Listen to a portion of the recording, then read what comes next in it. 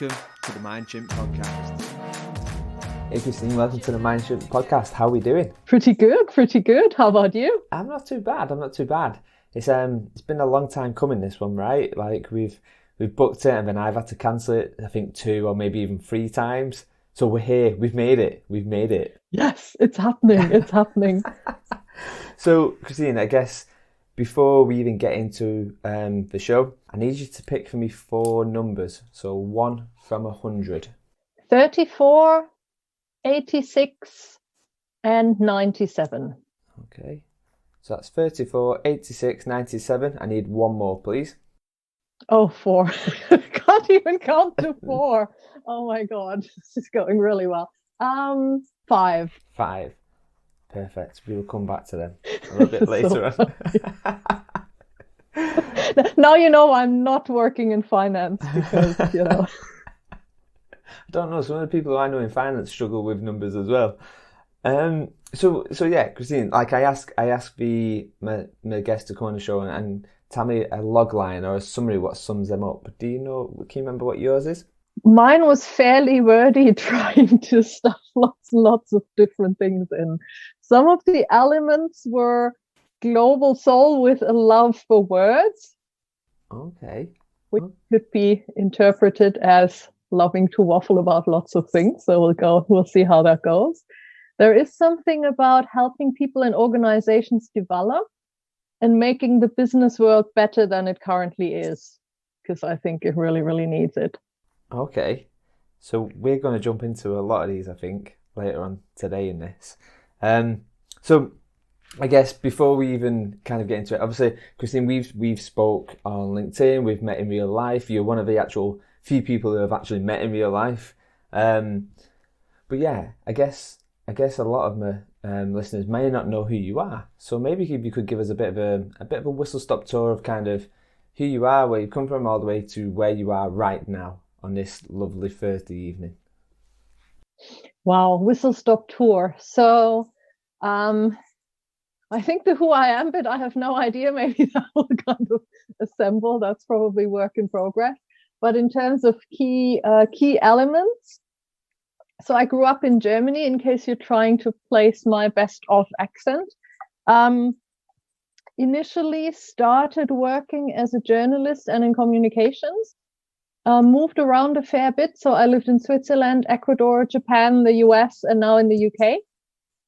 At some point, I moved into L&D, and it was quite interesting how that happened, because as I was working as a journalist, my childhood fantasy had always been to be a war zone correspondent. Okay. And I actually trained with the German army. They have a course you have to do if you want to go to a war zone for any of the big networks and so on. So I did that course. I realized the course was amazing. It was fully simulation based, really kind of, it's basically a toned down version of what they do for the people in the military. Very toned down, clearly. I mean, but I realized partway through the course, I don't really like loud noises, which is a bit of a problem. I think I'm a fairly adventurous traveler. I do draw the line at minefields being shot at and all these kinds of things. And a lot of that we did, I think throughout the course, I found sort of a few boundaries, which I think is a good thing, because I was sort of in my 20s and I thought I didn't have any, which is evidently not true. I got incredibly curious at kind of, as this course went on, how they were constructing it, how they were, crafting these experiences, how they were leading us through, how they were kind of monitoring where we were, how they were kind of dialing up and down the heat in the different exercises and so on. I just found that endlessly fascinating. And that was kind of one of the things that got me interested in learning and development, because I was then, okay, Warzone, definitely not. But I kind of want some of what they're having. And then the second one was a leadership program I did with an NGO called WISE, World Youth Service and Enterprise. And that one was fairly kind of purpose-based. And I know purpose is a word that people kind of throw around quite a lot at the moment.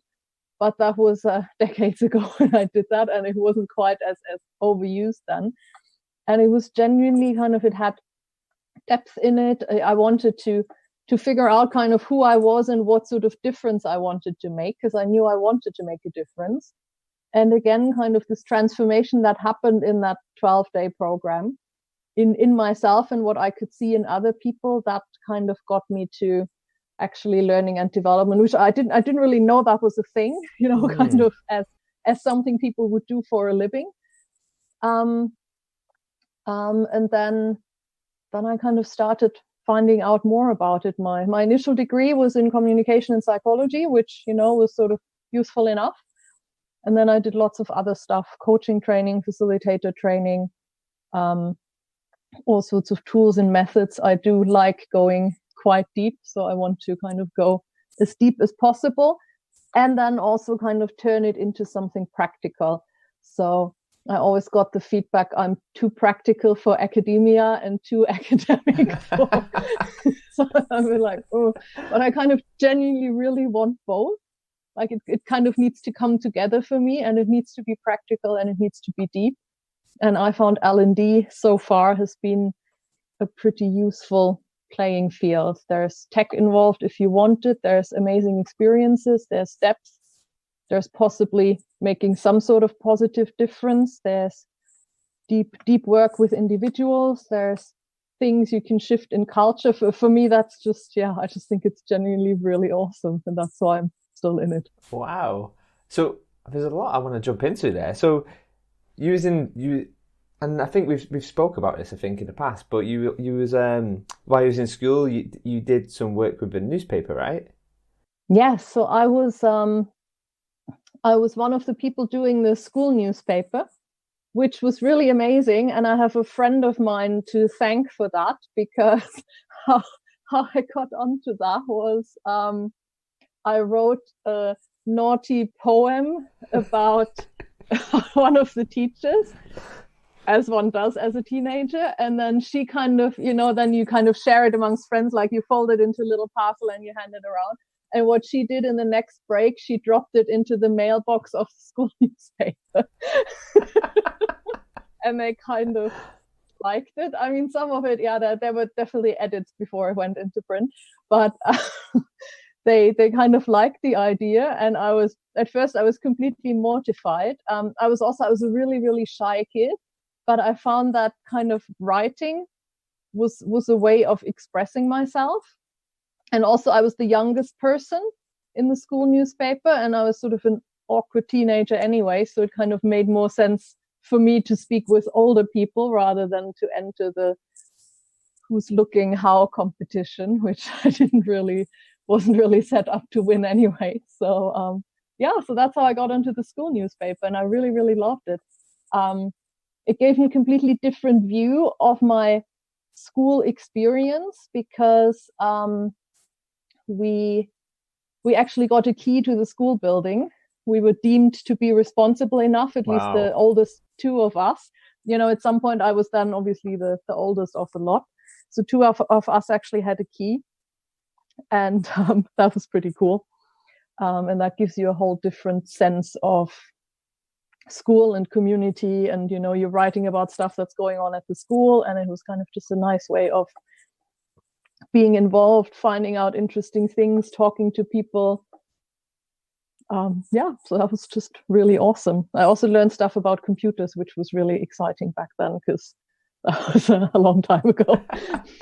So I guess kind of going from this school, work, doing some stuff with the school newspaper, right through to wanting to be like a war correspondent. Like, where does that come from? Where? It was kind of. I grew up in a really small village, and I was basically bored out of my mind as long as I can remember. I taught myself to read out of sheer boredom, just because there was really nothing going on. So I thought I think between 4 and 5, so really, really early for that. Because in Germany at school, I know in the UK it starts earlier, but in Germany you start sort of primary school with reading and writing at age 7. So I was way, way early for that. So I was interested about the world. I was interested in current affairs. My dad made it always a point to kind of explain what was going on. We weren't really allowed to watch the main news kind of as very young children, because that would not have quite been age appropriate. But there was a children's news program on Austrian television. We were close enough to the border that you could get the signal. Okay. So, we'd watch that and then have discussions about it. And he was kind of always, so for me, it was always a thing. You have to be kind of up to date with the news. And there was also a bit of, critical thinking where he kind of explained, there are two different sides, and you kind of, how an argument comes together in the middle. And then for some time I had, at some point then obviously I did start watching the main news, and then the war in former Yugoslavia happened right when I was right around that time. And I remember Christiane Amanpour reporting about it for CNN International. And that just, I don't know, I was just endlessly fascinated. So wow. That was I was like, okay, I want to do that. Wow. And then, of course, I went off and did something completely different for a couple of years. And then, but yeah. But I think there's something about that, right? Like, putting yourself into a point, whether you do go kind of war zone and you go, war side, so to speak. So I wonder if there's, a couple of words which have already jumped out when we've spoke, and the words which I've noticed when we've spoke in the past is like curiosity. There's a bit of like a not a rebellious streak. There's a bit of a risk there and a bit of curiosity there. Is that something kind of what's always been around, or is that something you've kind of nurtured, do you think?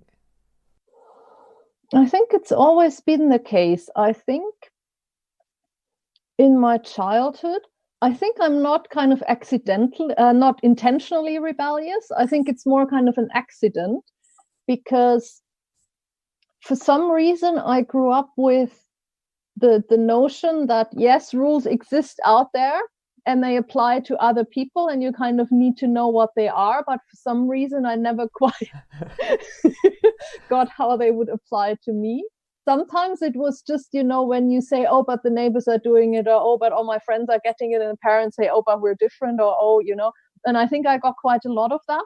I also realized that sometimes how my parents lived in the village was different from how everyone else was living. Okay. I also understood that how I sort of take in information and so on was different from how others did it. The fact that I was able to read like 4 or 5 years before everyone else, and in the year, that kind of made that worse. I guess I read the entire local children's library. I didn't know you needed a library card because the librarian knew who I was. It was, pretty obvious. And I remember we would go there and we had, one of those big orange plastic, because 70s, orange plastic laundry baskets. And we went there and I was always allowed to fill the basket to the top. And, okay. That would last me like 2-3 weeks. So my mom was at some point getting pretty desperate because I literally read everything that had letters on it. Wow.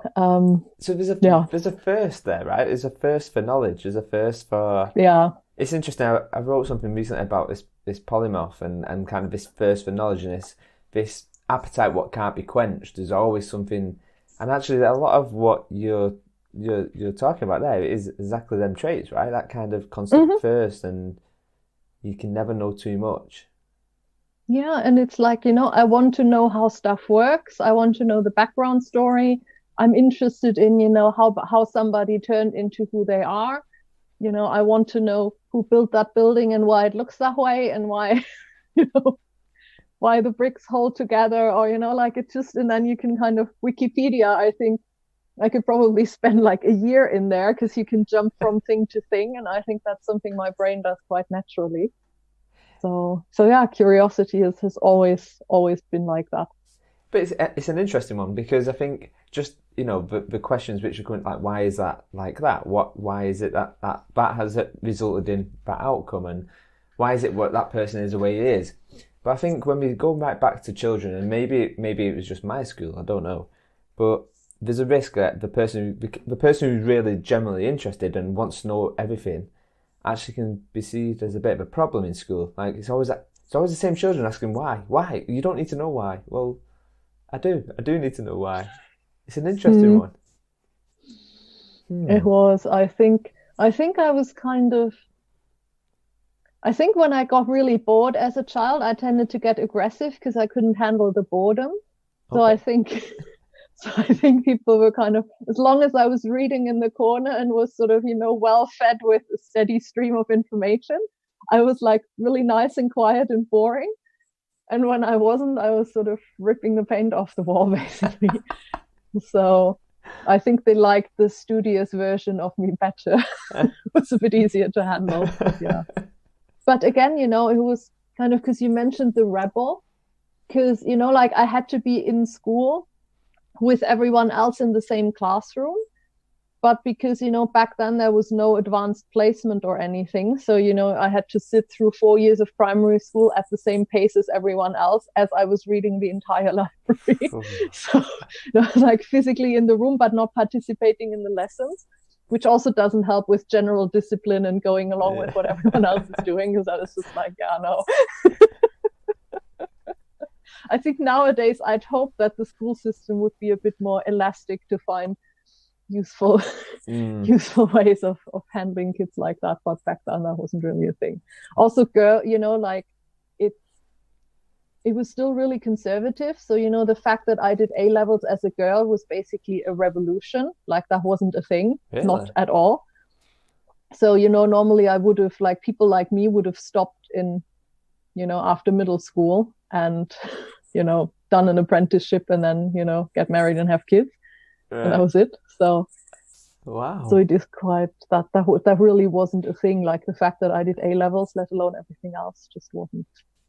So there's an element of kind of resilience as well there, right? Like I bet a lot of people are just going, right, time out, I'm done with this. It's tiring. But wow, that's impressive. That's impressive.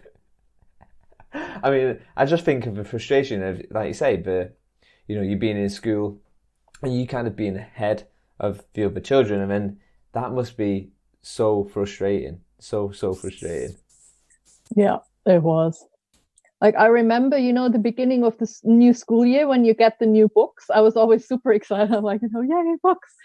And I remember with the English book, then I started reading, and 2 weeks in, I was done with the book, and I'm like, oh, that's great. Like, where's the next one? And I'm like, no, the next one comes next August. And I'm like, no.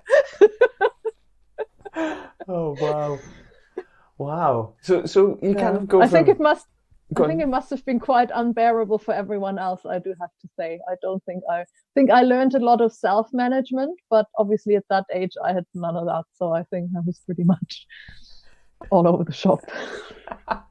So we go from there and we go right back. I kind of want to bring it right back to the tagline.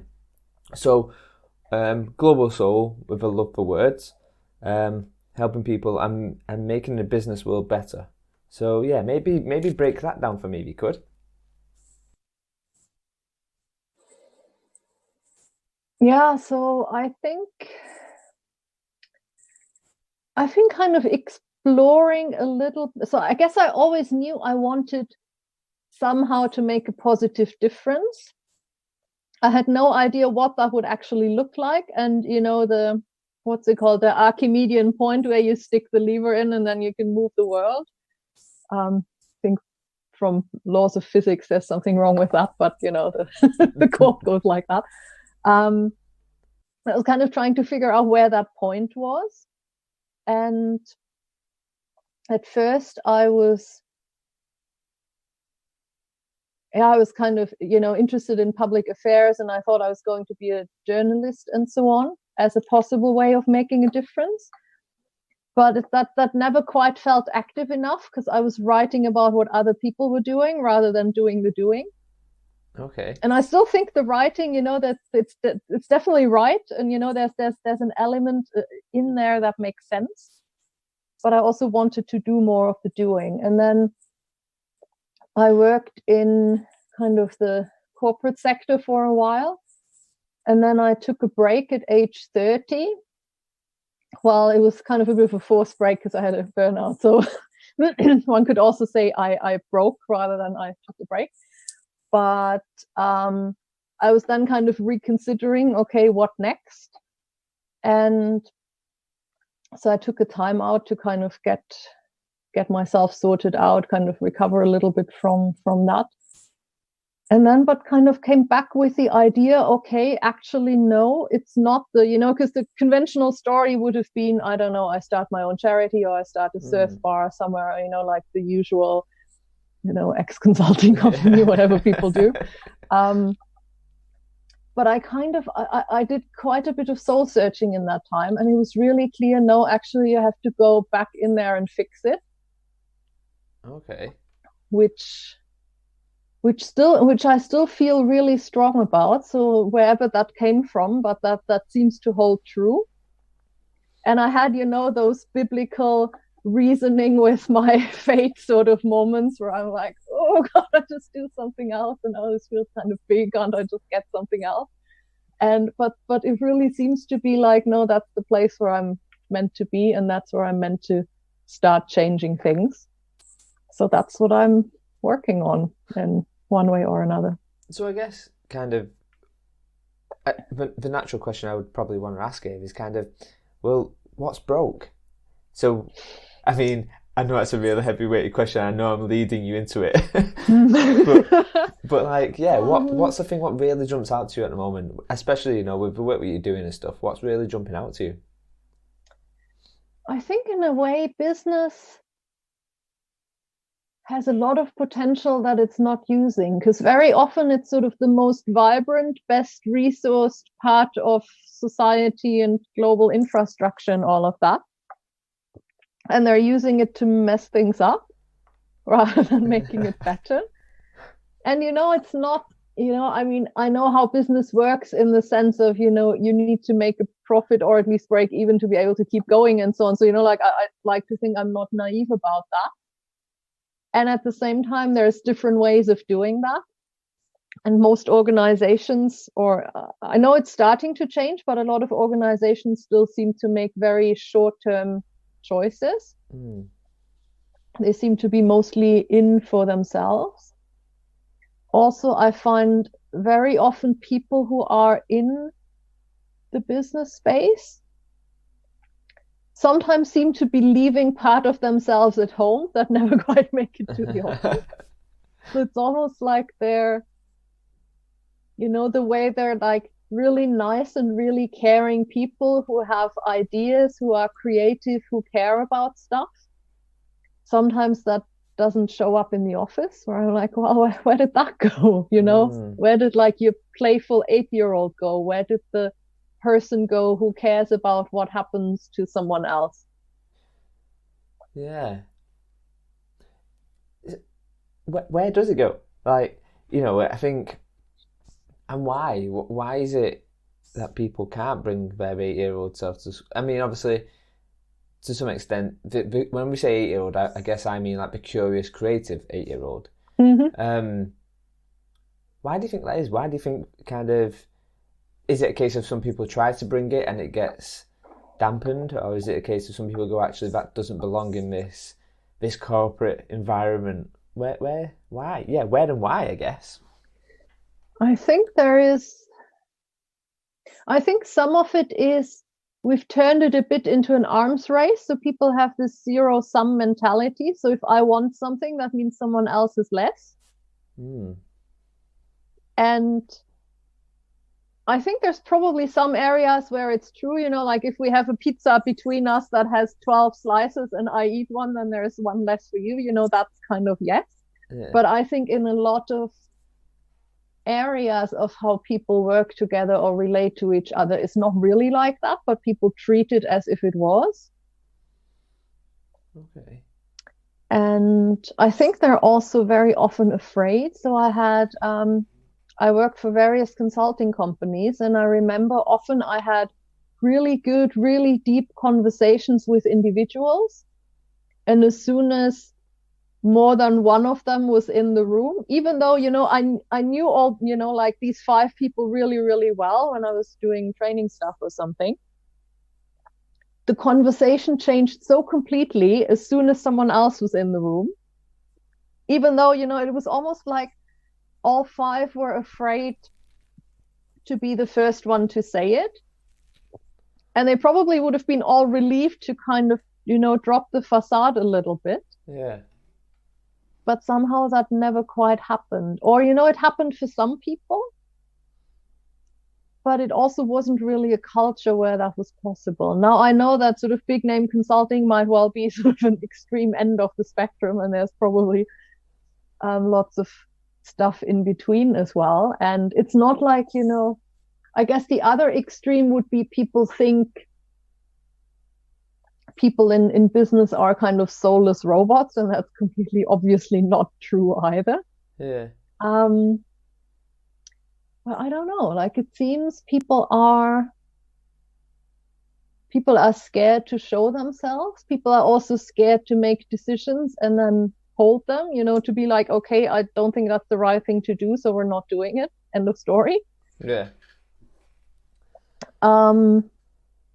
At the same time, it's also, unless people have a trust fund at home or something, which most of us don't, it's also, it's your livelihood. Like, how much are you really going to bang on the table when you have, bills to pay? You might have dependents in other countries. It might be, your health insurance and all, like, it's not like you're not completely free either to, and, people say, oh, yeah, and you have to take risks and blah, blah, blah. And I find very often the people who shout the loudest are the ones who can afford it the most. But, yeah, we also, I think ultimately we know very little of what's really going on in people's lives. Yeah, I think everyone's unique as well. Like, it's not like the people who are coming to work are all, a thousand cardboard, carbon copies of each other. They're actually a lot of time complete opposites, and someone might zig, other people might zag, and times that by however many options and choices and decisions a person has to make on a daily basis, it's a bit of a minefield. I think there's something about perception as well, like, that kind of, not wolf pack mentality, but that mentality of I've got to be this person around these other people, and it's an interesting one. I think there's a thing of the fear of, we talk about feedback a lot, like we've got to give feedback, but there's also a fear of feedback, even if you're the person who's got to give it. Like, the feedback is, how's that person going to take it? But sometimes you think, actually, is a repercussion of me giving that feedback going to do my personal brand damage, internally or externally? Is it going to, like, there's so many other things to juggle just on having that one conversation, or having that really in-depth conversation of how have you just turned from this person to this person in 10 seconds when someone else has walked in the room. But yeah, that thing of kind of the accountability of bills to pay, mouths to feed and whatever else. I wonder how many times. I think we have an issue where we try to, we've been told to kind of put so many filters on what we've got to say that over time we've lost what the message originally was, what it was meant to be saying. And then that causes a lot more confusion later on down the line. Yeah, and I think people start planning with the safety margin, and then they just, say 5% less, and the next time they say 5% less than that, and it's kind of like the room keeps shrinking. Yeah, it's a great analogy for sure. It's very, very true. It's very, very true. I remember I had to have a difficult conversation with, it was someone who was above me, my stakeholder, and it was a difficult conversation to have at the time,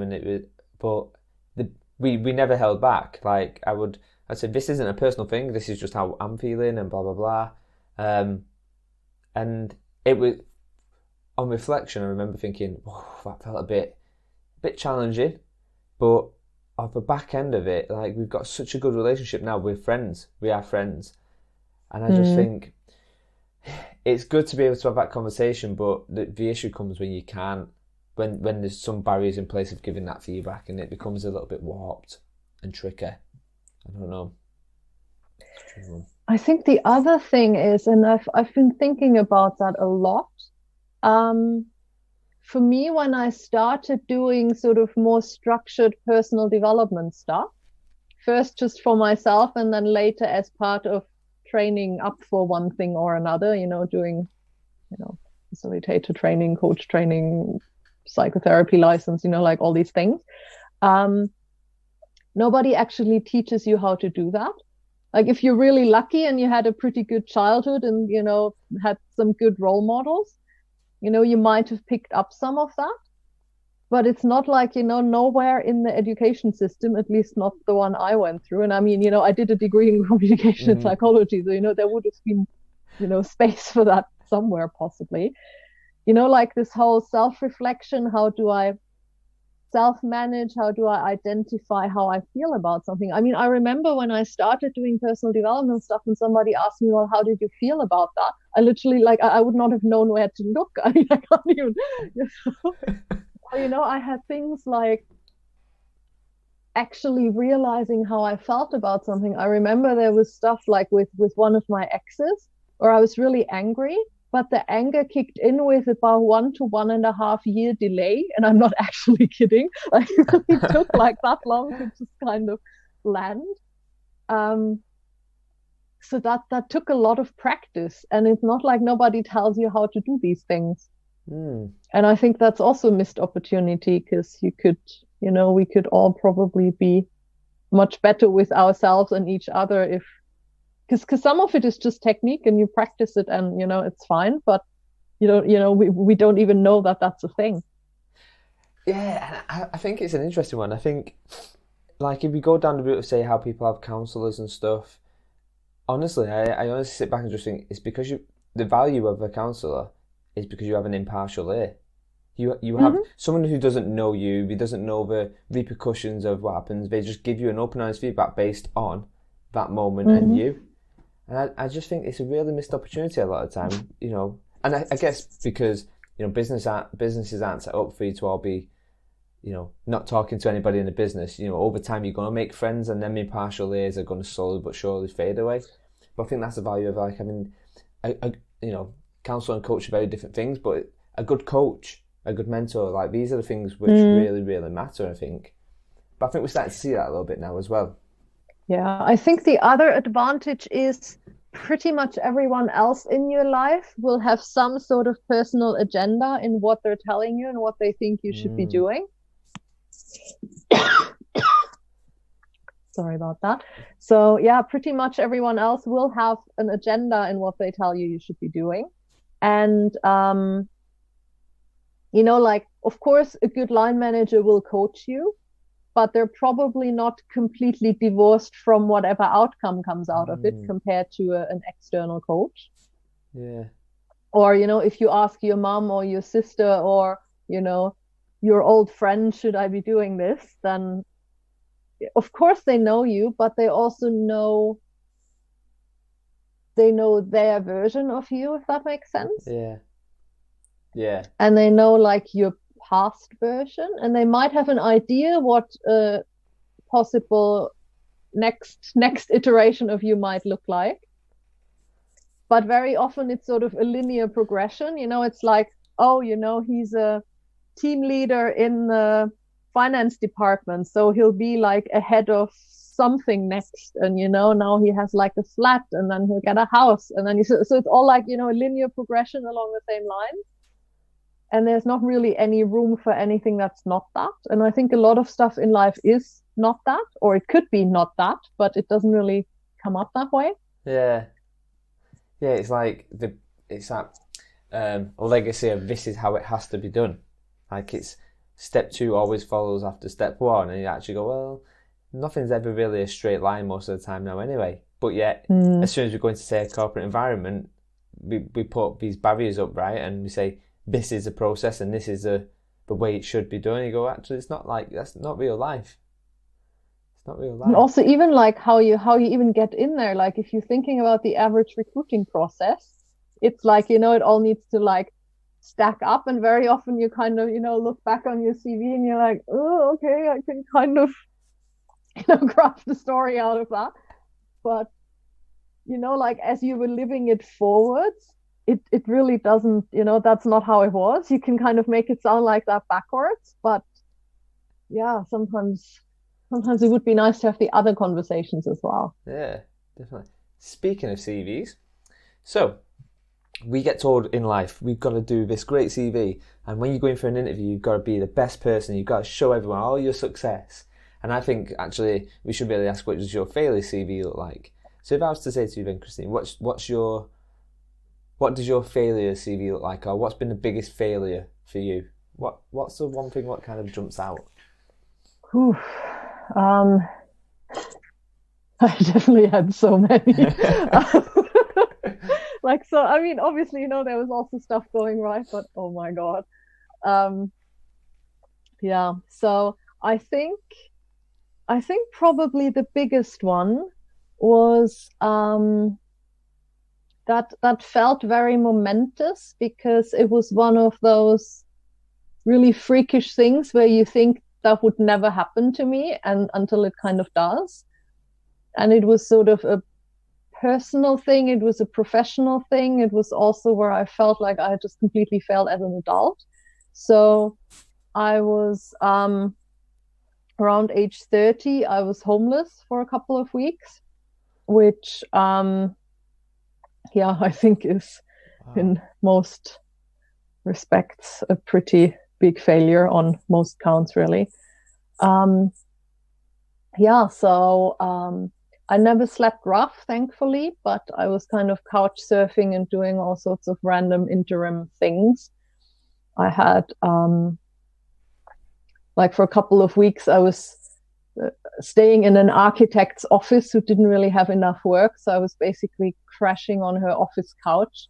I wasn't allowed to be near the windows. I wasn't allowed to be seen, coming in and out of the flat. I was kind of, hand washing clothes in the sink, trying to dry them on her desk and stuff like that. Bizarre. At the same time, I was going to professional networking meetings and all sorts of things, and people thought I was a really active person because I kept schlepping a gym bag around. And it was like wearing a suit, carrying a gym bag around, and it was so awful. And I realized, people say, oh yeah, and you can get benefits and blah blah blah, which are all people who've never actually tried to get benefits and have no clue how the system actually works. Because it actually turns out you need an address for most of those things, and if you don't have one, that's actually a real problem. And I didn't really have kind of friends where I could, on paper move in. I wasn't really in touch with my family at that time. I had a tiny little bit of space left on one credit card, and that was it basically. That was the lifeline, and that was sort of pretty finite. So I knew I had just a couple of weeks. I wasn't really able to get benefits or any other sort of help. So that was really, really miserable. And it was not something I had really, you don't think that would happen to me. Yeah. And then it kind of happens, and it's so surreal. And I think I must have it was almost like, the overload of the situation is so big that I don't think I fully realized how awful it was until probably a few years later, because I just, first of all, you keep going. Yeah. And also because you have so little infrastructure, everything takes half a day to organize. Just kind of keeping stuff going. And I was I found an internet cafe that had it was, back then internet cafes was still a thing, where I could go, and it was so bizarre. And then I was interviewing for jobs and stuff.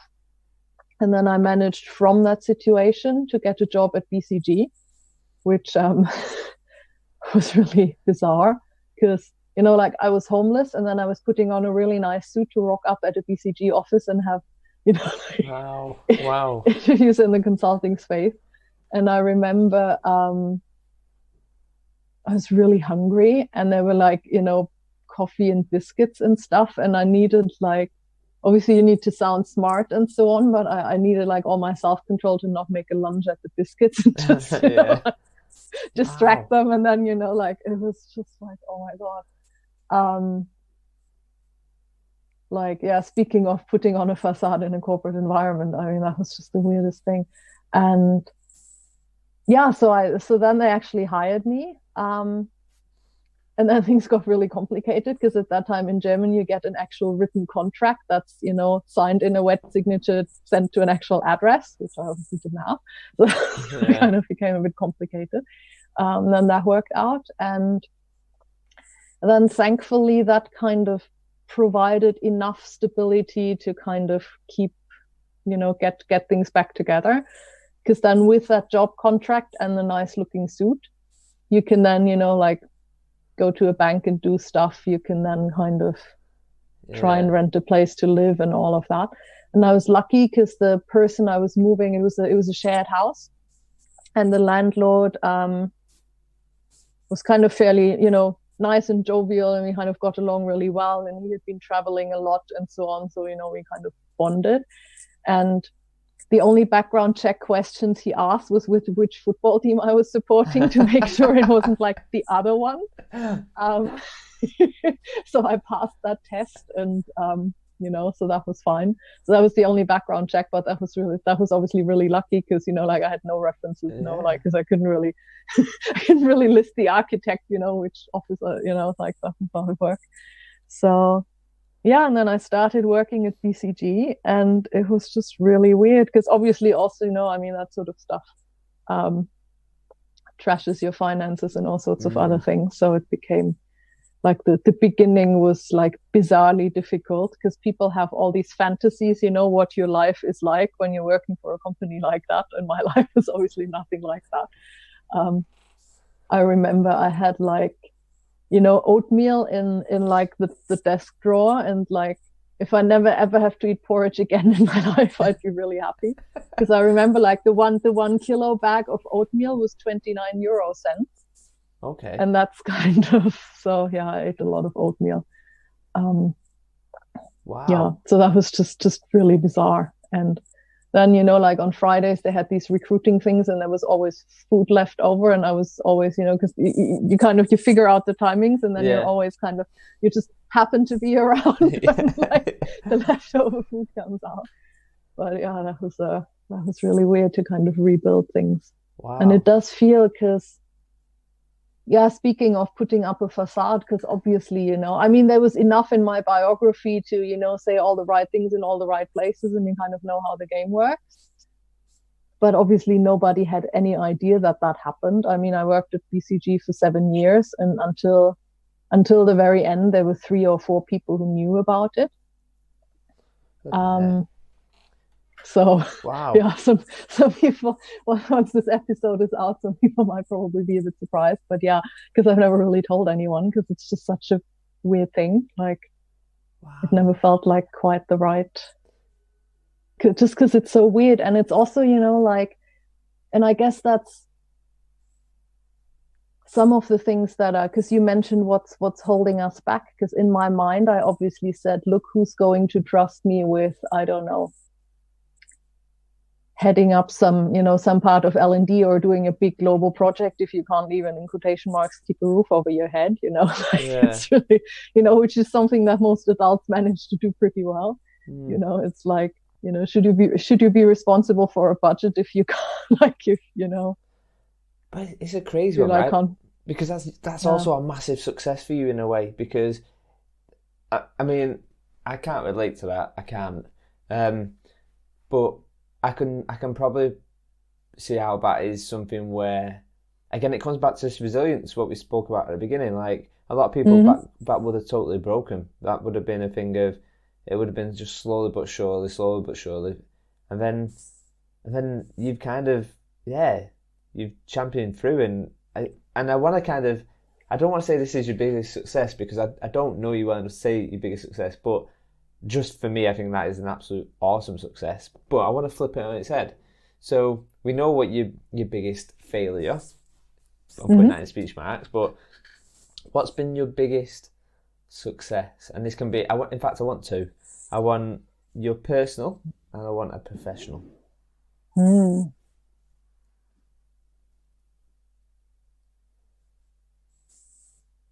Oof.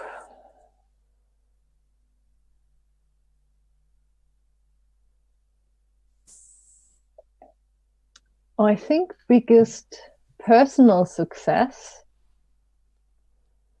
is probably that I'm still around and that things are going well. Okay. Which doesn't really sound like much, but there was just, I think it took a while for me to kind of get to know myself and learn how to team up and partner with myself rather than working against myself, if that makes sense. And I mean, as you can see from that story, it didn't always go so well.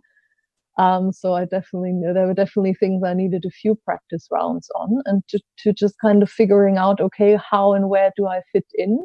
Where do I want to fit in? Where do I not want to fit in? What are things that are genuinely me and mine that I want to have that way? Also, yeah, I had,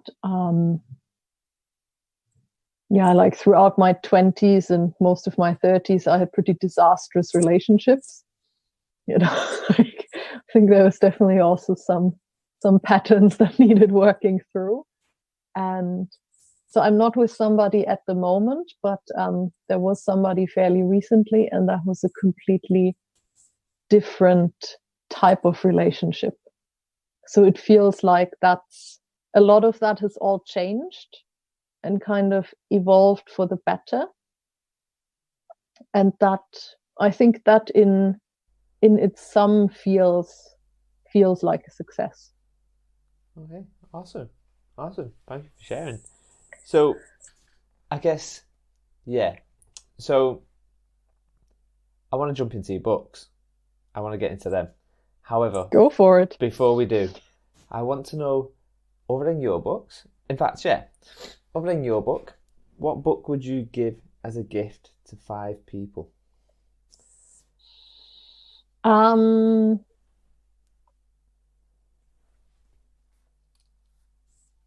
Ooh.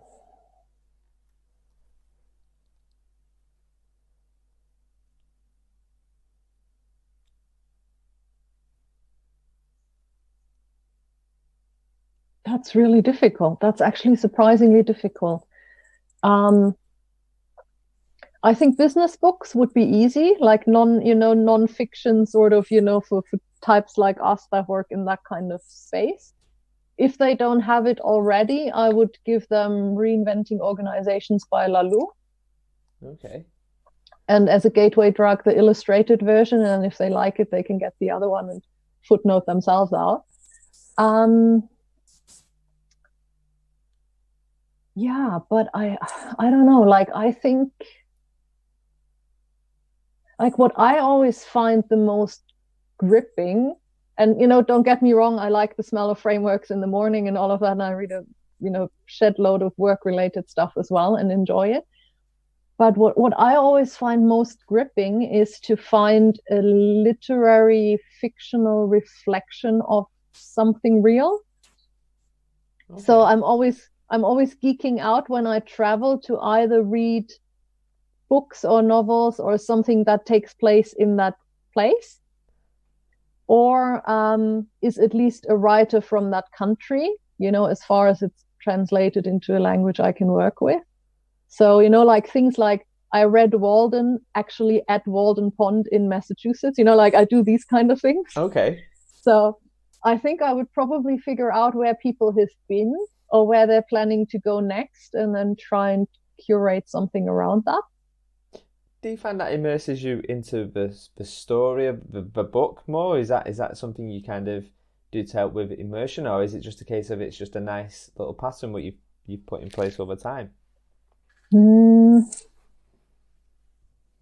I think it somehow amplifies the experience because I have my own resonance to a time and a place. And then I read someone else's. So it's almost like having 2 lives at the same time in the same place. Okay. And if it's a place I like, then, twice is better than once. So true. All right, cool. So that's really interesting. Actually, it's kind of I quite like that. It's a nice take on make. I think it's it's adding more to a book rather than just a book. Yeah, it's really, really nice actually. So let's talk about your books. So Yes. You've got a new one which is coming out, and then you've got the values-based one as well. So just, you know, I'm going to not do this service. Tell me about your books, and let's start with the first one. Yes, the first one. The first one is called Values-Based Career and Life Decisions That Make Sense. And what the book is meant to be doing, it's essentially a taster or a start of a journey, not unlikely what you'd be doing with a coach. So, you know, starting to go deep on some of the aspects and prompting some ways of putting them into practice. So some of the things the book helps to discover is the values. Obviously, that's in the title.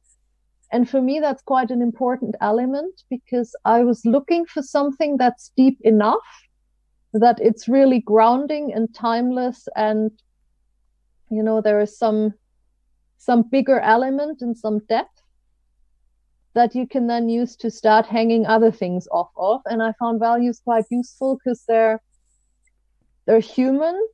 A lot of them are universal. So, you know, regardless of what your religion is and what you voted in the last election and, you know, all of that, there are a lot of the core values especially are quite universal. They're also personal. So, you know, if you have 5 people who say family is a value or success is a value, and you ask them what that means, it will still look quite different. So I think making that as one of the elements you're shaping change around, especially if you're, you know, because a lot of people that, for example, that I work with in a coaching capacity, they're kind of mid-career and they're looking for something that has a bit more depth, and they want to kind of make that bigger in their lives. And I find values are quite a useful element for that. And then the second half of the book is really how you can start making that more a part of your life and making that a thing in your change, and also how you can set yourself up better to kind of take those steps and sustain the changes and so on. Okay, so I guess a book. So it's basically what I would have wanted in my 30s and didn't find. So I basically wrote the book I wish I had had. That's brilliant. That's brilliant. Yeah. I think that's a lot of books and a lot of ideas and stuff comes from friction, right? And the gap, what you felt. So the book, how did you find writing the book? Because I spoke to a couple of people who wrote books before, and they said, not a chance I will do a second book. It's stressful, it's hard work, it's a lot of work. Hey, sorry we interrupted your podcast, but we just wanted to let you know about Venndorly, where finding learning has developed. At Venndorly, we understand the pain points of looking for reliable vendors and securing new clients. We've created a platform to help you with this, save you time, and help you flourish. We want you to be the first to see it, so head over to venndorly.co.uk and take a peek. That's Venndorly with a double N. So yeah, how did you find writing the book, the first one? I actually really, really like writing.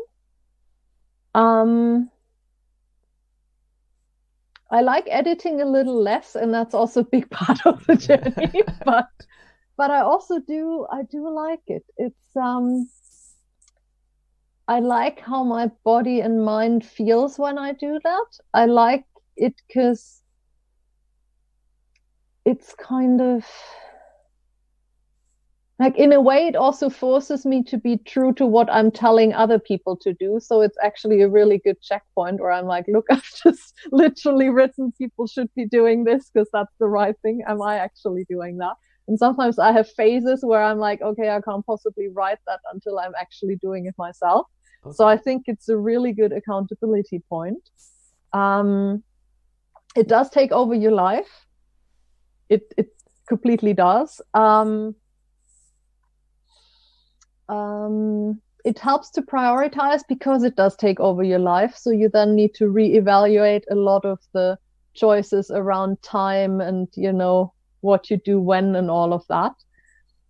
And I find it helpful because, I have a couple of really, really clear priorities, and everything else that's not that, either doesn't happen, gets outsourced, gets automated, or I just literally don't care. And I find that really, really helpful. I haven't had a TV since 2004. So I'm like, I don't need to know what's happening with Love Island once I had actually figured out what that was, because people say, where do you find the time? And then I ask them what else they're doing. And I'm like, yeah, that's 3 hours a day. You can write a book with that. So the second book was basically, the first book was, I call it the second one because I started the other one that's not out yet. I started that first. Okay. And then I had a Christmas break where I kind of did a self-imposed writing retreat. And at some point I got so massively annoyed that the book wasn't progressing fast enough, and I wasn't really, that I basically went through my blog posts and all sorts of other stuff I've been writing, and I'm like, okay, there's a shorter, snappier one in there. And then I had a couple of long train rides to Scotland and back and around Scotland. And then I was pretty much, when I came back, I was sort of 70% there with the shorter book. So I'm like, okay, I'm just going to plow through and start shipping things. And that worked really well. And now I'm back onto laboring over the other one. Yes. So it's an interesting one. It's because I'm definitely not in the stage where I'm like, I'm never going to write a book again. In fact, I have like a whole folder with like mind maps for like the whole pipeline. Wow. So we'll see what happens with all of that. But yeah, sorry, I interrupted you. No, I find it fascinating. So I'm trying to think of when. So I have a book deal, and it's interesting. I'm going through a bit of struggle at the moment, figuring out what to write, and so I have dyslexia anyway. So writing isn't a strong point as such, and yeah, it's an interesting one. How I'm finding a lot of stuff which you just said. Then I'm like, it is me. Like, oh, I've got to spend 2 hours writing when really Netflix is downstairs and it's calling me, and I'm like, no, stick to the plan. What was the hardest chapter? What's been the hardest chapter, if you like, or part of the book for you to write?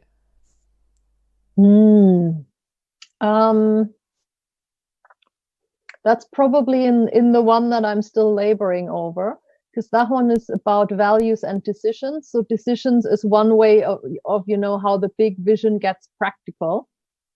And there are bits in the book that are about, how do you recover when stuff goes wrong? Or, how do you have tough conversations about ethical dilemmas and stuff?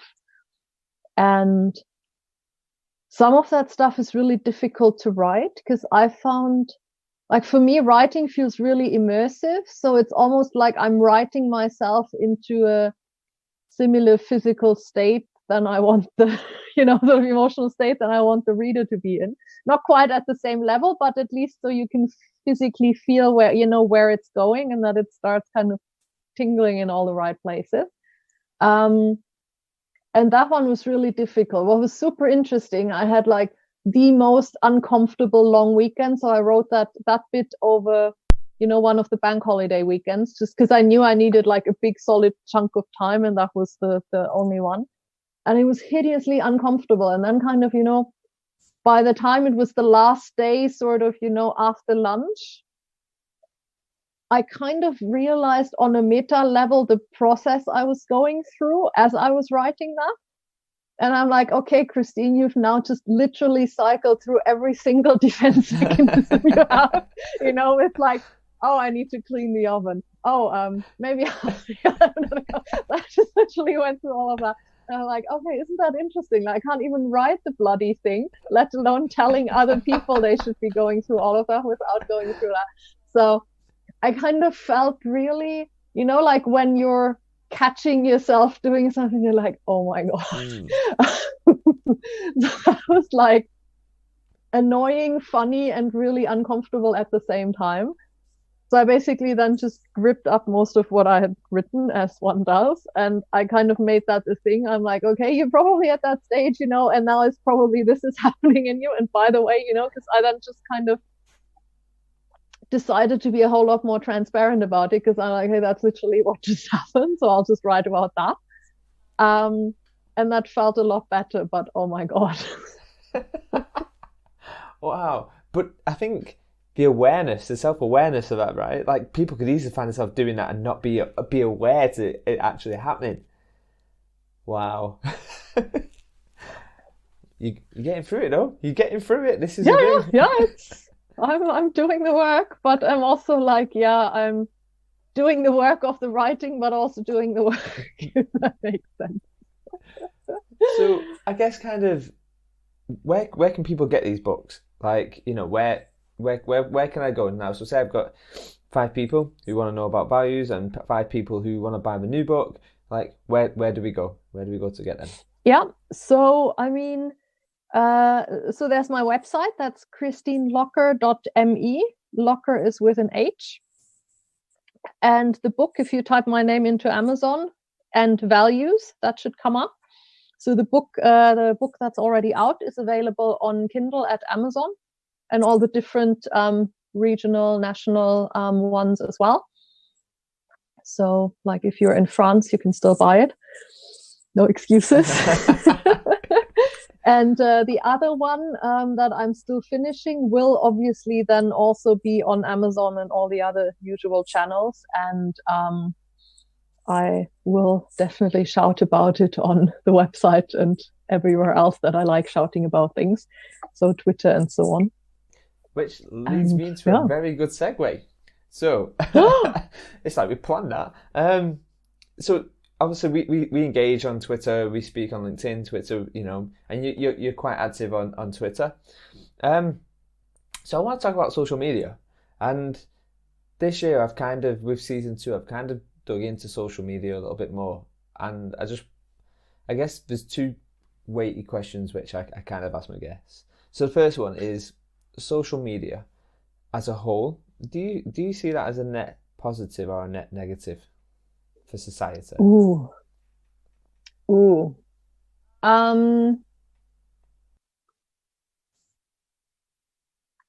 That one's a tough one.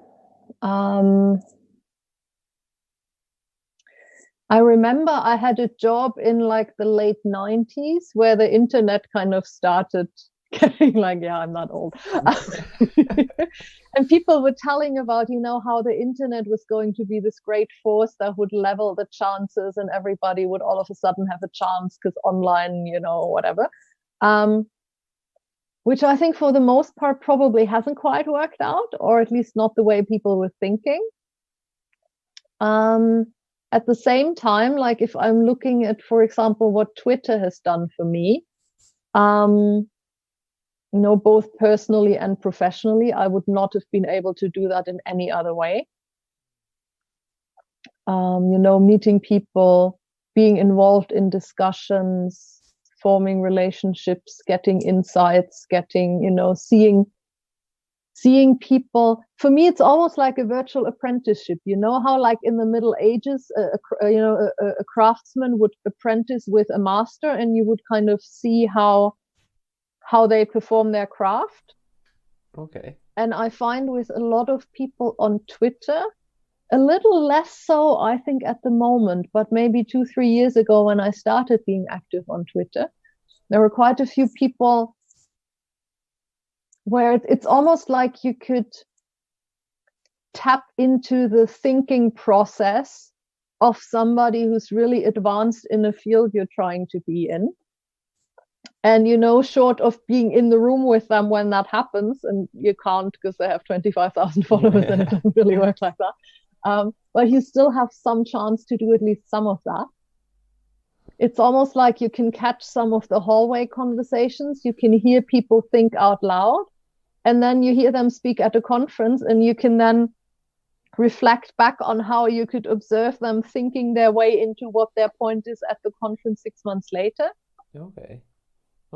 And for me, that's almost an apprenticeship of sorts. And I get a lot out of that. So you said kind of maybe not over the last 3 years or so. So would you say you've seen a shift in say, and maybe let's just keep this to an L&D profession, but have you seen a change in the L&D profession on social media and how people share and what we talk about right now? Or maybe it's how they do it, I guess. I think there's quite a lot of people who use that as a one-way broadcast channel, where it's just like, buy my stuff, and oh, by the way, have you bought my stuff? Yes. Oh, and here's more stuff. Buy my, or it's like, yeah, okay, I heard you the first time. And I'm saying that as someone who obviously also posts repeatedly that I have a book out and so on. So yes, I know that. At the same time, I also find some of the discussions has gotten sharper, less within the L&D community itself, because I think, a lot of the people that we might also know in person, they're still kind of, the same and equally wonderful. But I think it's just the discussion on social media can also be, because it's open and everyone can join. It's a bit like, not always the right people for the right reasons. And I think it's also then people react really strongly in the way that they might not when you're standing next to them. Yeah. And I don't know, I felt massively uneasy, at Last Learning Technologies, there's the anonymous account Bad Learning. Yeah. To kind of poke at all the unscientific stuff and so on. And I mean, you've seen me poke fun and learning styles and, stuff like that. So, but I still think there's a difference, and kind of this whole, I don't know, it kind of just, it's that really uneasy with me, almost kind of calling the community to kind of, if you see something, it's sort of like the modern day version of the pillory, if that's the right word. And that was a bad idea back then. And I just think there should be other ways of doing that. Yeah. How about talking to someone first before? And, that's just one example. But I think on social media, there's a lot less inhibitions to kind of, things can escalate really quickly. And also, you can say a lot in 260 characters, but it's also really not a lot for nuance and things like that. Yeah, I feel like there's a, and this is probably from an L&D point of view more than anything. Just because honestly, that's kind of all I use Twitter for now. L&D. I close my Facebook down. I have Instagram and stuff, but Twitter tends to be Twitter and LinkedIn. And I think it's interesting. There's a risk. You get a bit of mob mentality. I've seen that happen on Twitter, and I've actually seen it where no one's really liked it until, let's use the term, thought leader likes it, and then everyone jumps on it. So I think you've got the person who says things really provocative because, well, why not? It's Twitter. I can say whatever I want. And then you've got this thing of this mob mentality, especially that kind of thing which you said there about Twitter accounts. So I haven't followed that because I just feel like you're giving power to something where, all right, someone might still believe in learning styles, let's say, and yeah, it's frustrating when you hear, when you kind of, you see it, people saying, look, it doesn't exist. And one of the things which I've kind of slowly started to figure out, probably back end of last year and this year personally, was stop trying to kind of call it out. You don't know where they are on their journey. Like, just because you've got this awareness of, say, something like a learning styles, it doesn't mean they have that yet. We might have only had that because of our circles and all the research where we're seeing stuff. They might not have access to that. So I think you've got that kind of person. I think you've also got the person of who can take credit for other people's work, but I think you've also there's the other side of the people who. So I asked a couple of people probably a year and a half ago Like we're in an industry where we share, we're all about sharing and knowledge and stuff. Why is it people are stopping sharing? Like really, like you mentioned, the detailed stuff. Like why is that becoming less and less and less? And it came back really quick that, well, that's my IP. Like, my IP is, let's use me as an example. Let's just say right now, the thing which I'm talking about is experience design a lot. But that's only one part of what I do. Like, I'm talking about it because not many people know about it, so I'm going to talk about it. But then, in the same respect, I think there's an issue where people don't really tend to credit people anymore. I think that's where I struggle with it. Like, if you like how I design X, then why don't you say, oh, this is something by Danny?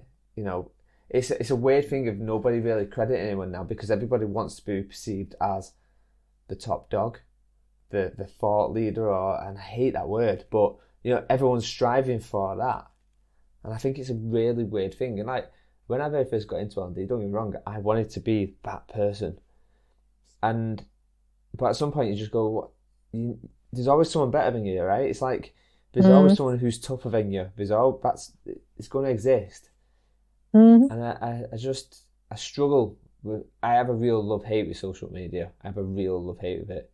Like it's kind of, you need to be on there to be able to share what you know, but then it can kind of capture you to the point where you go, wow, I've just lost 2 hours of my life having a debate with someone in 260 characters. Yeah. Well, and it's again the facade thing, because you still curate what people see, like even your witty comments and your slightly self-deprecating, like you chose that and you chose all the bits you didn't put there. Yeah. And yeah, it's kind of, and obviously, people everybody tries and make themselves look good, which is, by the way, why I went off Instagram, because I think I'm too ugly for Instagram. No. Like whenever I did something that had like my face on it, my follower count dropped so drastically. And then I put something on with like a nice picture, and then I got like 50 followers back. And then I did a video or something with my face, and then I lost 50 again. I'm like, oh. Well, but it's like, there's a certain aesthetic, and like maybe that's also why Twitter works better, because you can be like witty and post links and stuff, and it's less about what your face looks like. But yeah, I don't know. Like I think there is again, like you're building a facade. You're also then, because you feel like people intimately. And in a way it's true, but in a way it's also not, because their Twitter persona. And I think for some people that's fairly accurate. It's consistent. I mean, curated, but consistent. But for a lot of people it might also not be, like sometimes you then meet people in real life and it's like, you've been friends for 3 years, even though you've never seen them before. And then for other people it's like, oh, okay. Yeah. Like once you have a conversation that's more than 3 sentences and you're like, oh. It's so true. It's so true. I remember when I very first set up my LinkedIn account and I was looking at all these other people who was posting stuff. I was like, LinkedIn doesn't feel right for me. Like the guy who wears a hoodie, it doesn't feel like LinkedIn's a spot for me when I very first got into it. And I remembered I tried to do posts and talk in a way what wasn't me. And I just remember thinking, this just does not feel right. And actually I had the aha moment. I was like, why don't you just be how you are with your friends? Like just talk how you are with your friends. And then people, when they judge you, they're judging you based on a right thing, not on a wrong thing. And you are right. There's still a certain persona. There's still certain ways I wouldn't say on LinkedIn, but I'd say to my mates in the pub. Like there's still that, but of course. But it's a more honest version of me than what would be the corporate version of me, I think. And I think over time that's done me in quite good stead, because it's also, and I've had this conversation with Nick Shackleton Jones. He's like, that's also the thing what stands you out, like, and I think over time, that awareness thing of actually just try and be you more than try and be someone else is always a win. But it's hard, right? It's hard because you have certain people who who are not them and they're doing really well. It's a tricky one. It is. Well, and it's kind of, and maybe also, you do it in steps and you see what you can get away with and how your environment, with clients and so on, how they respond. Like you probably wouldn't do that like on day 2, like all filters off and everything. Probably not. Well, I wouldn't at least. But then it's also like once you set something, it's kind of out there and you can't take it back. Like there's no like, there is a coming out, but there's no like coming in. You can't be like, oh no, like just, like it's kind of there. And you're like, oh, okay, I just said that. And then there's like, I called it vulnerability porn, like people are like kind of getting really excited about other people's really big disclosures. Yes. But yes, they wouldn't then necessarily. It's almost like, the intellectuals version of watching daytime TV without watching daytime TV, then they kind of. Yeah. It's an interesting one, right? Because a guy who I know, he put up on his Instagram, here's me helping out at I think it was a soup kitchen or something. It might have even been a big issue, I can't remember. And I was like, it's great that you're doing that, but why did you feel you had to take a picture of it? Actually, it's more value if you didn't. Like, who are you doing it for? Are you doing it? Like, there's always, no matter when you help someone, you're always a bit selfish because the feeling what you get from helping someone, like, you can't help that. That's just how it is.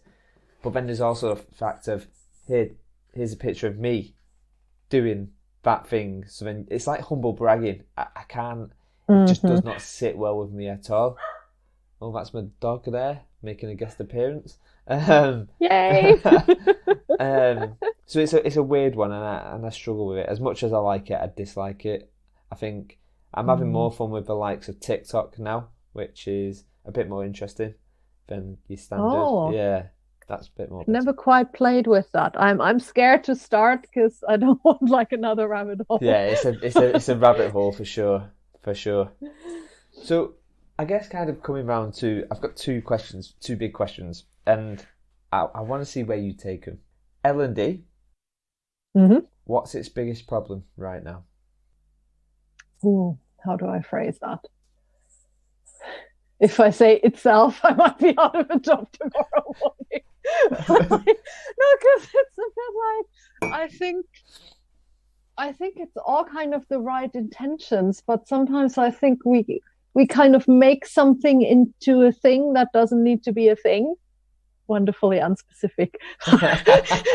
Like, because I mean, it's not, you talk about social learning and blah, and then I'm like, and 70, 20, 10 and all these things. But I mean, honestly, humans have been doing that since we all sat around a guy in a cave who was bashing two rocks against each other. Like, this is really not new, honestly. Like, and then there's like a new term for things and a new framework, and then it comes with a platform and more functionality, and here's another bit of functionality, and if you see, my functionality is cooler than yours, and it just becomes this really big thing. And then all of that is there and kind of needs to be used because, somebody bought it and you get like credit for it because there's an article somewhere that says that this is how you do it and someone read it, so you need to like react to it and blah. Rather than really sitting down with people, like, actual humans, like as in the people who are actually going to receive what you're going to cook up, and have a conversation, like figuring out what is it we're actually trying to do, what is it we're trying to fix. Does what we're doing actually do something?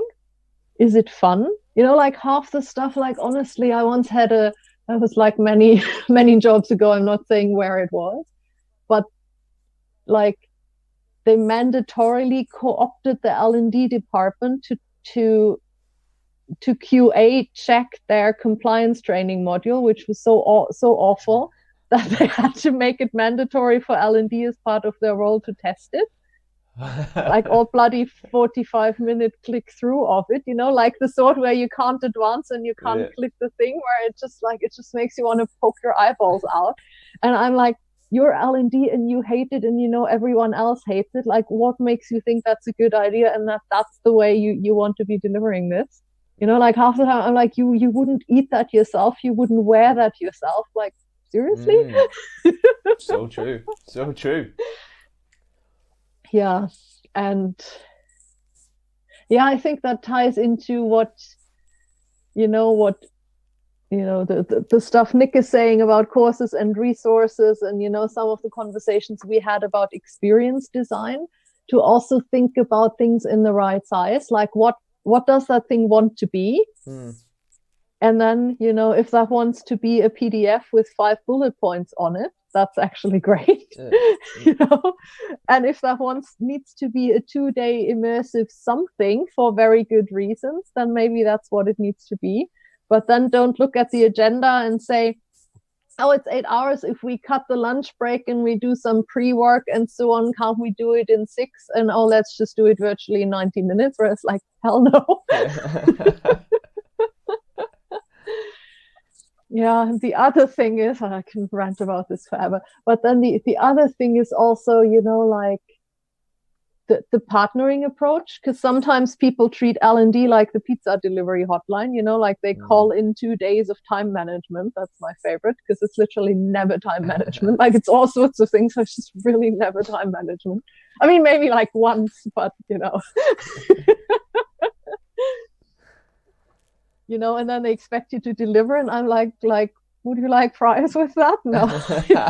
It's really, oh my God. Yeah. Because I think it could be so genuinely awesome, like all that stuff that, I mean, I certainly felt that attracted me to that. And, I mean, I don't know how you feel, but, like that kind of stuff that, that touches you, that helps you, where you see, the light going back on, where you see something really working better.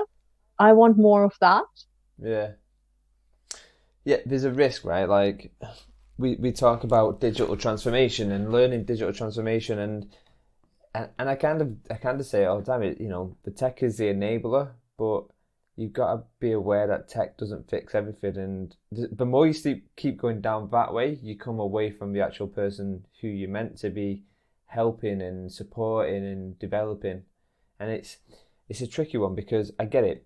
Businesses want more for less, and they want, less time invested but bigger result, and I get it. But I think there will be a tipping point, and I think we've started to see that already. Like, we've started to see that tipping point already, because especially in the day now where, here's a great example. So a couple of years ago, at a company different to where I am now, we brought in a LXP, and the first 2 or 3 things we had when we reached out to our people was, they turned the notifications up on the app, on their learning platform. That's the first thing they did, is turned it off, because it was like, I don't want to see that when I'm out of work. They went to it and then realised that the UX was really, really bad, and then never went back to it again, because it'd take like 15 clicks to get somewhere. So then you've got a different behaviour, and you've got to change. How do you bring these people back into a platform where they've already had a bad experience from it? And then the third one was, it was hard to use. Like, it didn't feel like Facebook, it didn't feel like Instagram. Like, all these apps, what you have there, no one's taught you ever how to use them. You just figured it out. But then we go inside and we give them this technology where you've got to go through some learning to figure out how to even use the damn thing. And the last one was, I'll just ask Bob outside of me how to do it. And it's conversation. People want conversation. They don't want, the business wants tech. The business wants tech. A lot of the time the people don't want tech. They want network. That's just what they want. They want people. They want face-to-face time. But I just think there's a tipping point when the business, hopefully, will start to see that a little bit more. But hey, might not be an hour time. Oh my God. So I'm going to be around for another few decades. Go on. I think statistically, it's not even like, if I go the way my grandparents went, they live way into their 90s, so I'm not even half, not even half time yet. Wow, so that's impressive. So I'm going to be implementing a lot of digital stuff, assuming that's where things will still be. And yeah, we'll God still be knows having when. the same conversations. Don't worry, we'll still be having the same conversations. So, kind of taking it onto a bit more of a coaching angle then. So, a lot of stuff which I've seen recently at Learning Tech was coaching tech and the usual jazz, you know, wherever there's something going on face to face, there's got to be a digital solution for it. But take out of that, and I think I've seen a lot of companies who are working with, you know, great coaches and actually, you know, external coaches and stuff, and really getting real good results from the people. I guess the two things, well, I want to ask you on that one then is, what's coaching's problem, and what's the biggest success for coaching? Wow. The biggest success is probably that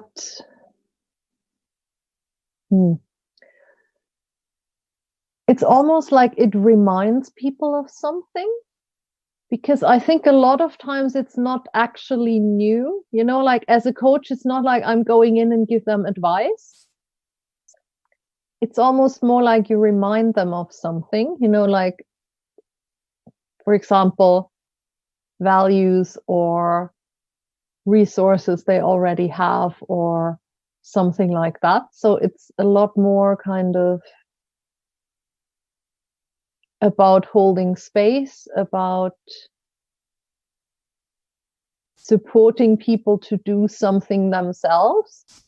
And also in a way, you know, it's not like, because coaching is kind of fairly circumscribed and short term, you know, it's not like the psychotherapy of the old school Freudian, you know, where it's like 500 sessions or something, you know, like that's totally not, like it's not meant to be a lifetime subscription. It's meant to be just, you know, you have a thing you want to explore, and then you explore the thing, and then you've explored the thing, and you get on with your life, and then, you know, maybe a few years later you have a different thing. But, you know, like that's, it's solution focused, it's resource oriented, it's meant to support people. And I think there is something about the time and the space, and that's something people, I'm not saying they don't really have, because they probably would, but they don't really allow themselves to have that. And kind of the going deep, the admitting to themselves what some of the things were they neglected for the past 20 years.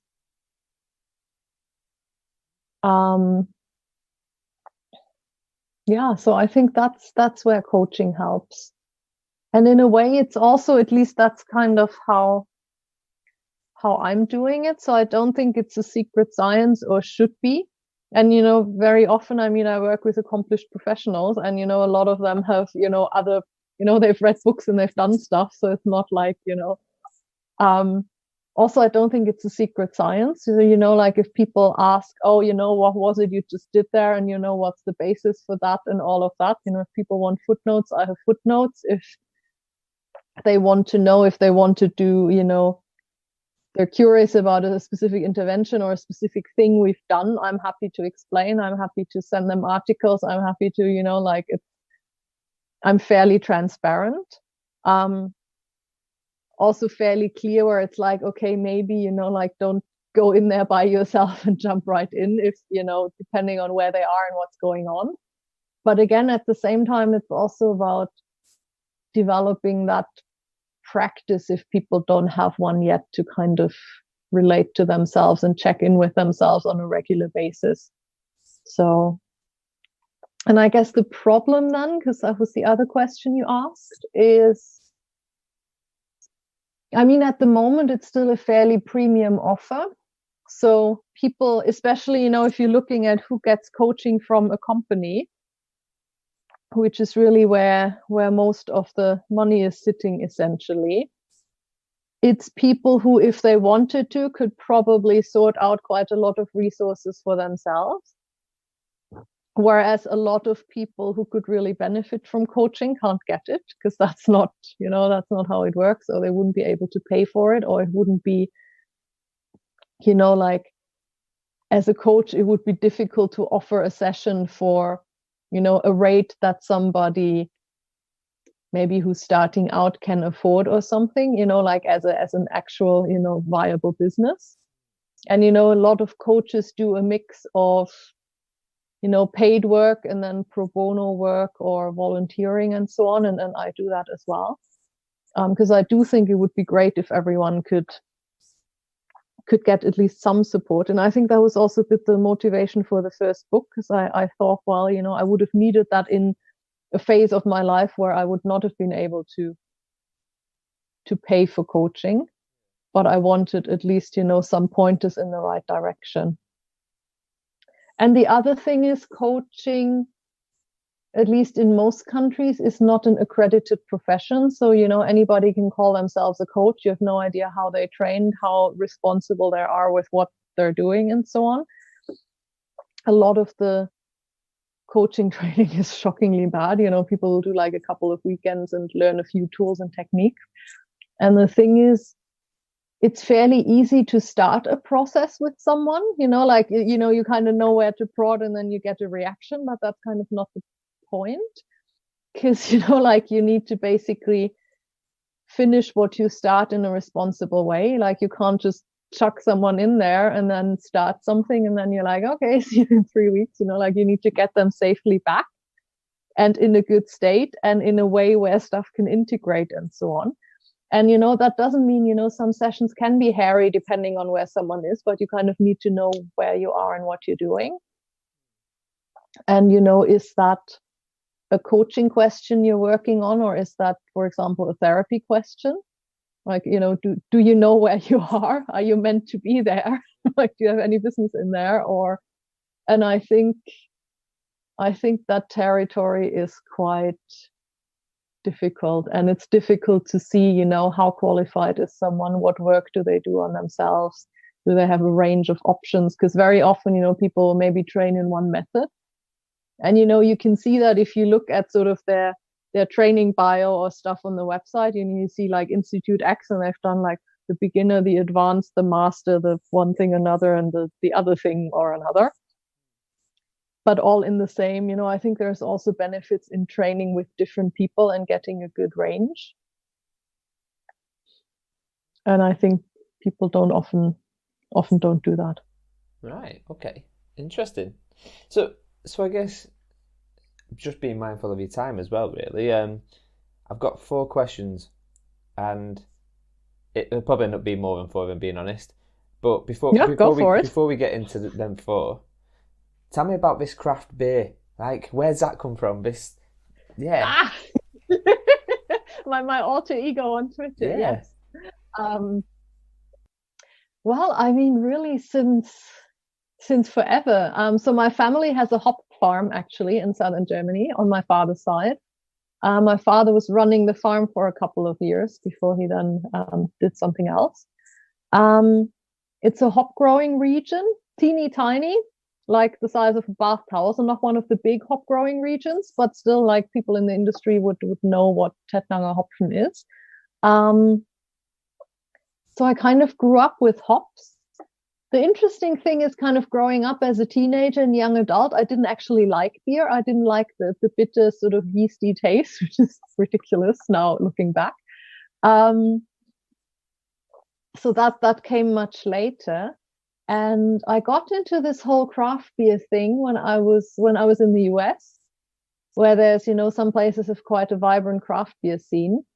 And I was working, I was in Boston, I was working ridiculous hours for BCG, and I became friends with the people who ran the local bar.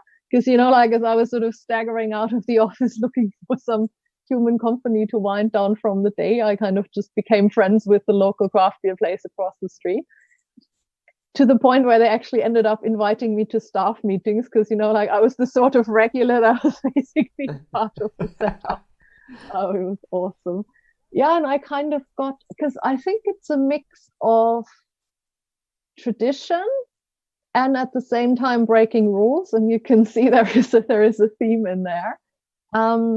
There is, there's a lot of science and skill and knowledge behind it. And at the same time, it's also whimsy, and you're dealing with natural products, and one day it's hot, another day it's humid, and, you can do your bit, but then kind of nature needs to do its bit. And I think that's really cool. Like, I really like that.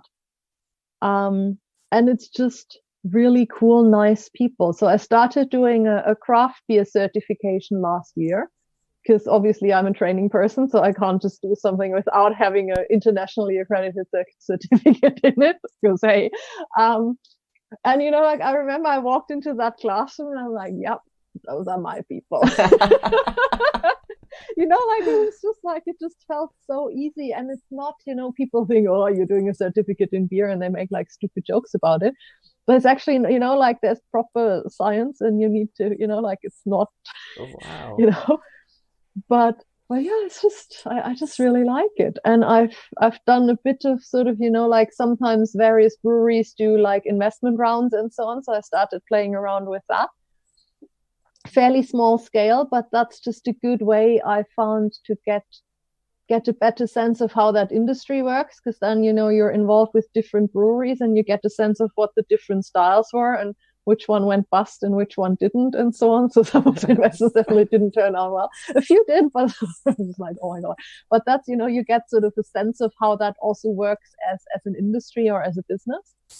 Wow. And I just think that's really interesting. And then again, you know, like, in most countries in the world, you can always find a bar, and because very often I travel by myself, and then, you know, you hang around at the bar, have a chat with the bartender, talk a bit about beer, you know, what's going locally and so on. It's just a really good way of connecting. It's interesting because I work with a guy called Tim. He's from Germany, and he was telling me Germany have a law, don't they, with the beer where is it 3 ingredients? Is it just? I think is it like there's a certain set amount of ingredients, isn't there, or something? Yeah, hop, malt, and barley.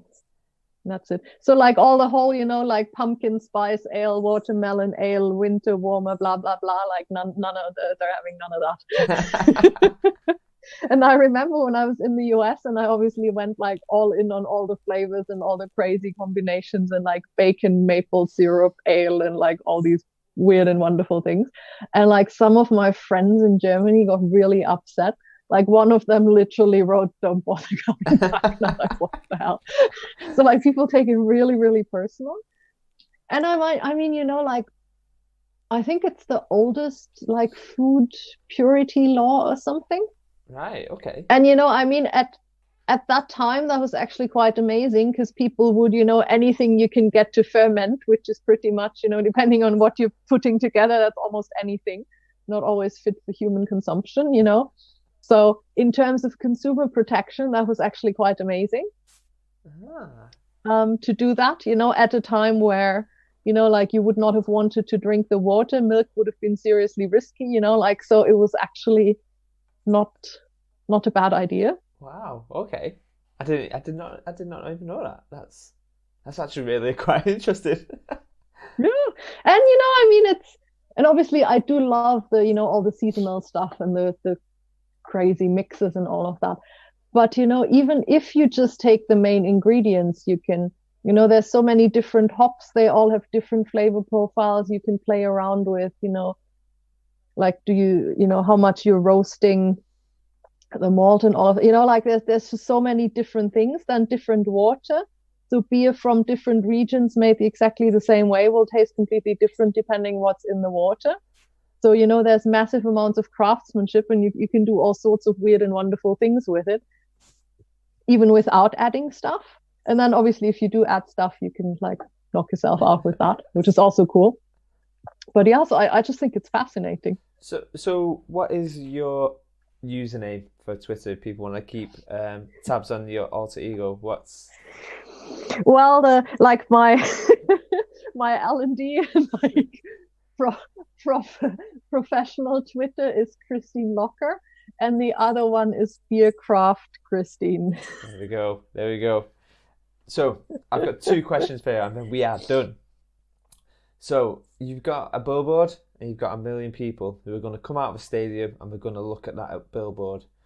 And you can do anything, say anything, or just do anything with that billboard to shape 1 million people's minds. What do you put on there?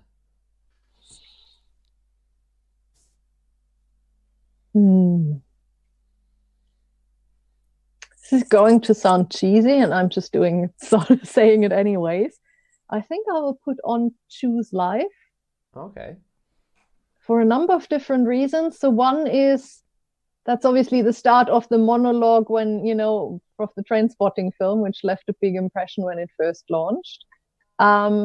And there it's sort of the, very mundane, like buying dishwashers and I can't quite recreate it, but your face tells me you know what I mean. So there is something about just building a life that holds up by itself, which, as you all now know, wasn't always my strongest side. So I think, people underestimate how important that is. The other thing is, sometimes things can feel really insurmountable and difficult. And it kind of reminds people to keep going anyways. At least that's what I would hope. And also, life is pretty great. Like it's fun. It's awesome. There's like all sorts of sensory pleasures. It's like really cool, it's just, I think it's really awesome. And I think people sometimes forget that and treat it like a prison sentence, and it really isn't. Awesome. Thank you. So 2 questions. 1, who's the 4 people you think everybody, whether they're in L&D or they're coming into it or they've been in it for years, who's the 4 people you think everybody should follow? Oh, wow. You see why I've gone 4 people, because it's so easy to go with loads of names. Oh my God. I think I'm going to offend like probably about 100, depending, like regardless of who I'm going to mention, people are going to be offended.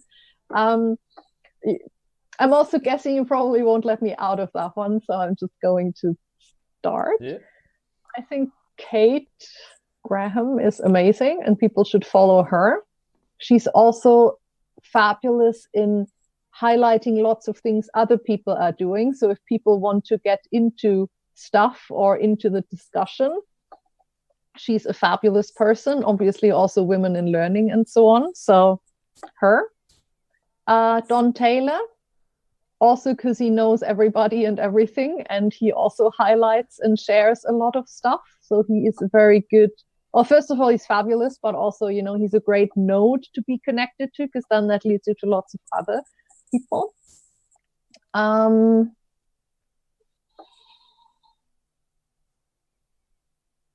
then it kind of really depends on where you want to take things.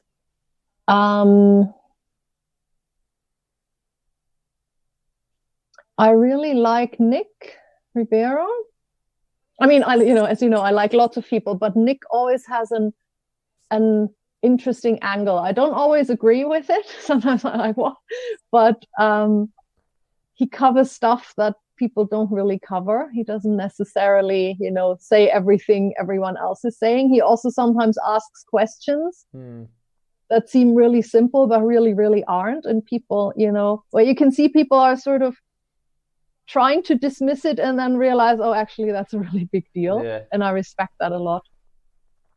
And then there is another wonderful person called White Owlie, who also just tweets the most amazing, insightful, poetic, provocative things. Okay. She's based out of Australia, and I will obviously share the links as well. But yeah, she's amazing, and I've never met her, and I hope, at some point that would be really cool. But yeah, that's another Twitter wonderful person that kind of keeps my mind and everything on its toes, and that's great. Cool. Okay. So I guess kind of right at the start of the session, I asked you, what did you want to be when you grow up? And as you of all people know, we're constantly growing and we're constantly developing and we're constantly learning new things, even if it's about beer or whatever, all the fantastic things we can learn. But if I was to ask you, what do you want to be when you grow up now, what would you say?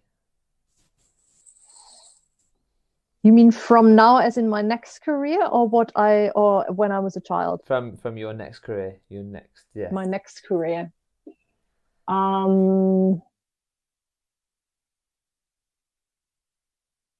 I think I'll probably just keep adding things to the portfolio, and at some point it will reach a point where if I add something new, something old will drop off. I do quite like the beer idea. I'm at the moment playing with that without expectations, of this to be a career in any sort of definition, but I love playing with it. I miss working with my hands a little bit. So, like I grew up in the countryside around farms, and, most people around me were not intellectuals in that sense. And, like when I had a part-time job during my last few years of school, I worked in construction. So, like I'm used to doing like pretty serious hands-on things where you see at the end of the day what you've done.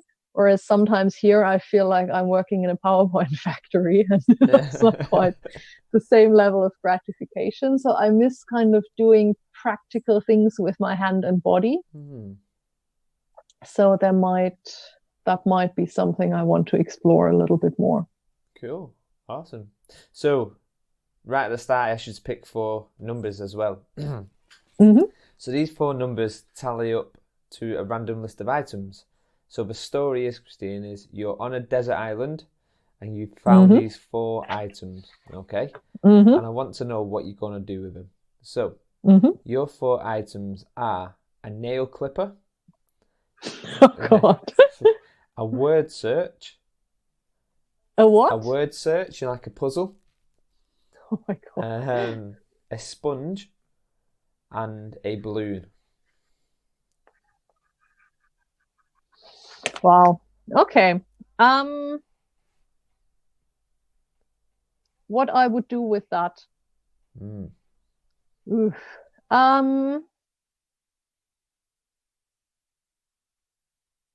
I would